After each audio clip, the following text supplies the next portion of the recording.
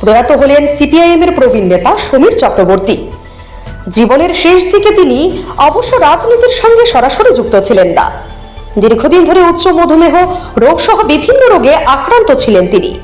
তার মৃত্যুতে গভীর শোক ব্যক্ত করেছেন মুখ্যমন্ত্রী ডক্টর মানিক সাহা। শুক্রবার তিনি শিবনগরস্থিত প্রয়াতের বাসভবনে যান, শেষ শ্রদ্ধা জ্ঞাপন করেন, কথা বলেন শোকাহত পরিবার পরিজনদের সঙ্গে। সঙ্গে ছিলেন প্রদেশ বিজেপির সভাপতি রাজীব ভট্টাচার্য। মুখ্যমন্ত্রী প্রয়াতের আত্মার সদ্গতি কামনা করেন, পাশাপাশি শোকাহত পরিবার পরিজনদের প্রতি সমবেদনা জ্ঞাপন করেন। প্রসঙ্গত, প্রয়াত সমীর চক্রবর্তীর ছোট ভাই প্রবীর চক্রবর্তী বর্তমানে প্রদেশ কংগ্রেসের মুখপাত্র হিসেবে রয়েছে। না, প্রবীর চক্রবর্তী এবং ওনাদের ফ্যামিলির সাথে আমার অনেক আগের থেকে আমার পরিচয়।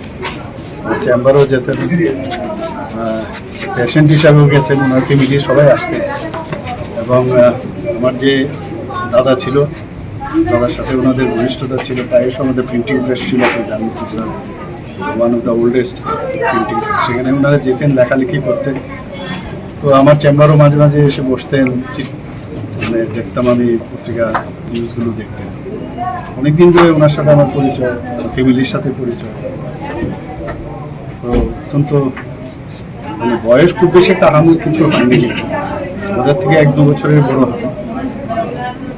তো যা শুনলাম মানে ঘটনা, কীভাবে ওনার কী সমস্যা হয়েছিল, হাই ব্লাড সুগার ছিল এবং ওনার প্রোস্টেটেও সার্জারি হয়েছে।